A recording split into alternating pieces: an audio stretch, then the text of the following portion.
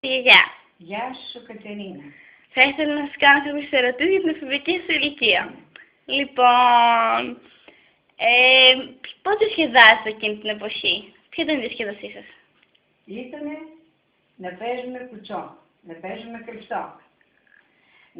Ορισμένα σπίτια από πίσω είχαν εκτήματα και πηγαίναμε να κάνουμε τις λουκές, μαγειρεύουμε, τηγανίζαμε.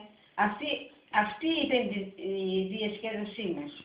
Πηγαίναμε βόλτα, αλλά πολύ νωρίς και πολύ νωρίς γυρίζαμε. Προτού δεις ο ήλιος, έλεγε ο μπαμπάς. Με τι άλλα παιχνίδια παίζατε? Κούκλες δεν είχαμε, αλλά κάναμε από διάφορα υφάσματα κούκλες. Τις χρωματίζαμε τα μάτια, τις βάφαμε μάτια, μύτη, στόμα, όλα. Και παίρναμε και κόβαμε παπαρούνες και από το μέσο της παπαρούνας βγάζαμε κουκλίτσες μέσα από την παπαρούνα. Τα ποτάμια όλα της Ρωσινάους ήταν ανοιχτά. Το καλοκαίρι παίζαμε πολύ ωραία μέσα στα ποτάμια.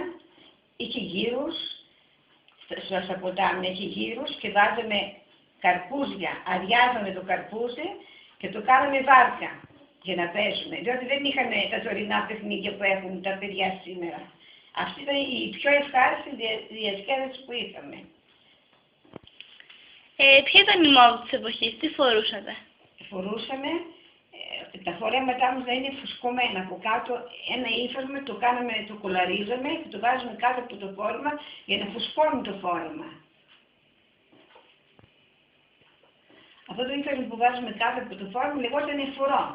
Και είχε δει και ένα τραγούδι φουστανάκι με καρό και από μέσα το φορό. Τι σχέσεις είχαν τα αγόρια με τα κορίτσια εκείνη την εποχή? Υπήρχαν έρωτες? Υπήρχε παιδονικός έρωτας, αλλά τα περισσότερα κορίτσια παντρευόταν με προξενιό. Οι νεαροί που αγαπούσαν μια κοπέλα πήγαιναν κάτω από το σπίτι της, από το παράθυρο και τους κάνανε καντάνα. Ήταν το κάτι άλλο, κάτι που δεν μπορούμε να το ξεχάσουμε ποτέ. Ήταν πάρα πολύ όμορφα και πολύ ωραία. Με την οικογένειά σου, ποιες ήταν οι σχέσεις? Με την οικογένειά σου, ποιες ήταν οι σχέσεις μεταξύ σας? Πολύ καλές. Είχαμε αγάπη όλοι μαζί, τρώγαμε, υπήρχε οικογένεια. Τρώγαμε όλοι μαζί στο τραπέζι, με γέλια, με τραγούδια, με χαρές, μόνο που οι γονείς μας ήταν λίγο αυστηροί εκείνα τα χρόνια. Δεν είδαμε να βγαίνουμε πολύ έξω, να γελούμε με τον ένα και με τον άλλο.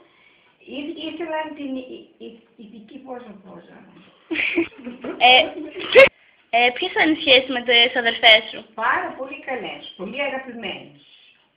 Τώρα. Η μεγαλύτερη αδερφή μου ήταν 9 χρόνια μεγαλύτερη από μένα. Αυτή μας φρόντιζε, βοηθούσε τη μητέρα μου στις δουλειές του σπιτιού. Η μεγαλύτερη που ήταν, μας φρόντιζε, βοηθούσε τη μητέρα μου στις δουλειές του σπιτιού. Ποιος ήταν ο ρόλος του πατέρα σου και της μητέρας σου? Ο πατέρας μου ήταν ο εγκέφαλος του σπιτιού.